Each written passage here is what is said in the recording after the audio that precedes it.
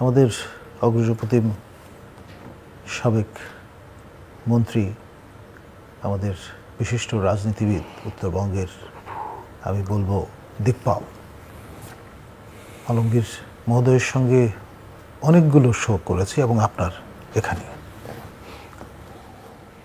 তার যে বিচার, যে বিশ্লেষণ, তা মন্ত্রমুগ্ধের মতো শুনবার মতো বয়ান।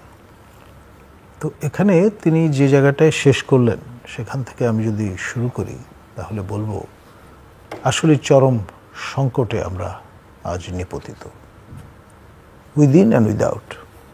সরকারের ভেতরে বাইরে নানামুখী টানাপোড়েন এখন পাবলিক স্ফেয়ারে চলে এসছে। আপনার দক্ষিণবঙ্গের সমন্বয়ের দায়িত্বে যিনি নিয়োজিত নবগঠিত যে রাজনৈতিক দল,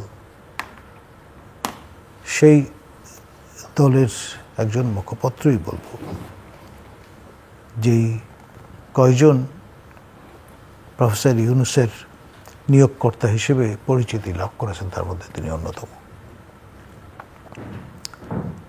তিনি 11 তারিখে মার্চে সেনা ছাউনিতে গিয়েছিলেন এবং যে মিথস্ক্রিয়া তার সঙ্গে সংগঠিত হয়েছে বলে তিনি দাবি করেছেন, সে বয়ানটি তিনি সোশ্যাল মিডিয়ামে পাবলিক আলোচনার স্ফেয়ারে নিয়ে এসছেন, তবে দিন 10 পরে। এবং এটা নিয়ে আমাদেরই অনুজপ্রতিম সহযোদ্ধা আমি বলবো কনক সারোয়ার, তারপর আপনার ইলিয়াস, আর ফ্রান্স নিবাসী আপনার উত্তরবঙ্গেরই মানুষ পিনাকি ভট্টাচার্য, তিনজনের যে কথোপকথন আমরা দেখলাম, সেখানে আবার হাসনাত প্রসঙ্গটি এসছে এবং হাসনাতের যে কনফেশন সেটি তারা তুলে ধরেছেন। এখন তারই সহযোদ্ধা সার্জিস কিন্তু আবার ভিন্ন রকমের বয়ান হাজির করছেন। পাটোয়ারি তো রীতিমতো শিষ্টাচারের ইস্যুটা নিয়ে এসছেন। সব মিলিয়ে ডিজার্ভিং।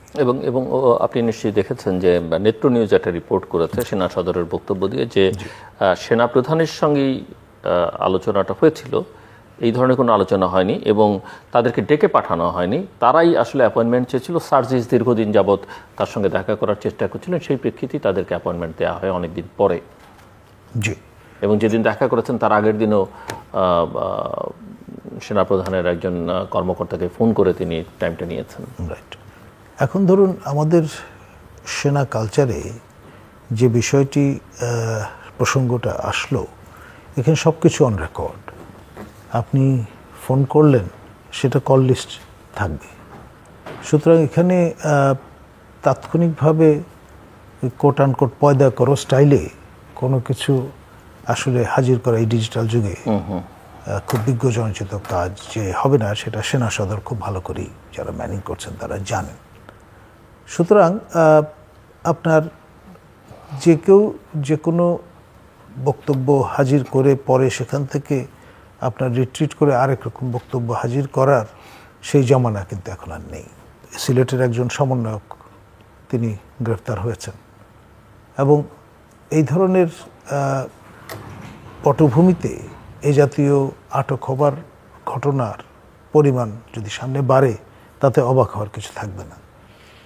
আর এই 5 তারা হোটেল আপনার ইন্টারকনে যে বিপুল আয়োজনটি করা হয়েছিল ইফতার মাহফিলের, সেটি নিয়েও কিন্তু অনেকে নানা রকম কথাবার্তা বলা শুরু করেছেন। এখন কেউ কেউ আপনার হোটেল যে বিলটা সেটার সন্ধান করছেন এবং দুধের সাংবাদিকরা দেশের বাইরের, এবং তাতে আমার একটু খটকাই লেগেছে যে who has foot the bill. আর টাকার অ্যামাউন্টটা আপনি জানেন যে এরকম একটি আয়োজনে কম হবার কথা নয়। এখন নবগঠিত একটি দল, তাদের যে তহবিল, সেখানে আপনার ইয়ানত কারা দিলেন কতজন দিলেন, এই বিষয়গুলো কিন্তু চলে আসবে যখনই আপনি রেজিস্ট্রেশন প্রক্রিয়ার মধ্যে ঢুকবেন। এখন পর্যন্ত দে ক্যান গেট অ্যারাউন্ড, যেহেতু রেজিস্টার্ড পলিটিক্যাল এন্টিটি না। আর আপনার সেখানে কারা আমন্ত্রিত হয়েছিলেন? আমাদেরই কিছু সহকর্মী, তাদেরকে সেখানে দেখা গেছে। আবার কেউ কেউ আমন্ত্রিত হয়ে যাননি, যে এই ভয়ে যে ভবিষ্যতে ব্র্যাকেটেড হওয়ার সম্ভাবনা আছে। তো আপনার বরিশালে যখন গেলেন, সেখানে কিন্তু খুব ভালো রিসেপশন তিনি পেয়েছেন, এটি বলা যাবে না। এক ধরনের রাফ রিসেপশনের সম্মুখীন হয়েছেন হাসনাত মহোদয়। আর আপনার তার এই বয়ানটি ফেসবুকে হাজির করার পরপরই আমরা দেখলাম মাননীয় উপদেষ্টা, তারই আরেকজন সহযোদ্ধা সজীব ভূঁইয়া, তিনি কিন্তু ইলেকট্রনিক মিডিয়াতে আবার একটা সাক্ষাৎকার দিয়েছেন। এবং সেখানে আমাদের মাননীয় সেনা প্রধান সম্পর্কে যে বক্তব্য রেখেছেন, সেটি আপনার ওই আরও ঘি ঢালার মতো একটা ভূমিকা পালন করেছে পুরো এই বিতর্কে। তারপরে আপনার প্রফেসর ইউনূসের যে নিয়োগ, সেটা কিভাবে ঘটলো, কার কার সঙ্গে আলাপ আলোচনা হলো, এমনকি মার্কিন দূতাবাসের রেফারেন্সও হাজির করা হয়েছে, যেটি খুব একটা স্বস্তিদায়ক উপসর্গ বলে মার্কিন স্ট্যাবলিশমেন্ট গ্রহণ করবেন এমনটি আমি মনে করি না। কোনো কারণ নাই গ্রহণ করবার। তো ফলে এই যে নানানভাবে অনেককে জড়িয়ে ফেলার, নানান অ্যাক্টরকে জাতীয় আন্তর্জাতিক, এবং আরো তিনি বলছেন যে 5 তারিখের পরে তারা হাতে অস্ত্র তুলে নিতেন। এত ভয়ঙ্কর বিপজ্জনক একটি 5 আগস্টের পরে তারা হাতে, তাহলে সেই অস্ত্রের যোগানদাতাকে কোত্থেকে সেই অস্ত্র আসতো।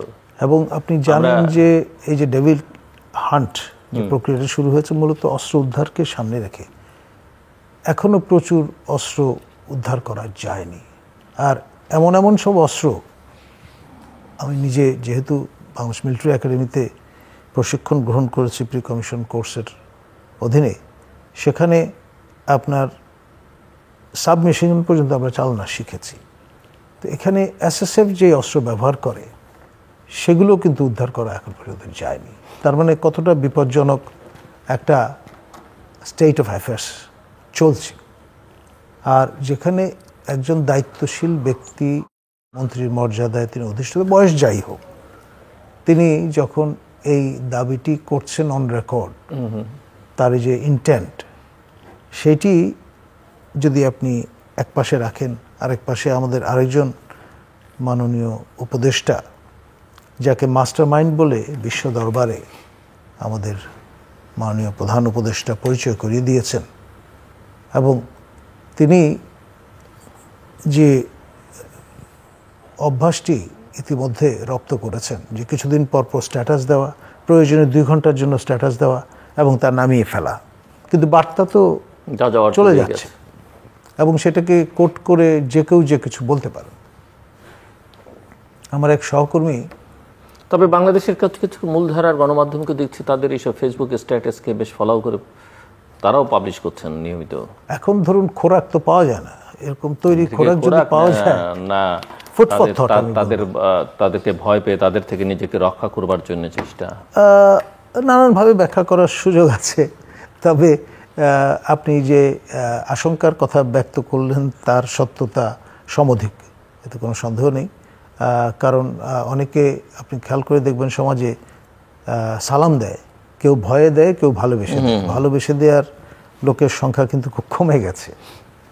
আর এখানে আমাদের এই উপদেষ্টা, যিনি সকল বিষয়ের উপদেষ্টা ছিলেন, এখন সীমায়িত হয়েছেন নাহিদ পদ ত্যাগ করার মধ্য দিয়ে যে শূন্যতাটা তৈরি হয়েছে তা পরিপূর্ণের মধ্য দিয়ে তথ্য উপদেষ্টা হিসেবে তিনি গৃহযুদ্ধের ইঙ্গিত প্রদান করে স্ট্যাটাস কিন্তু দিয়েছিলেন।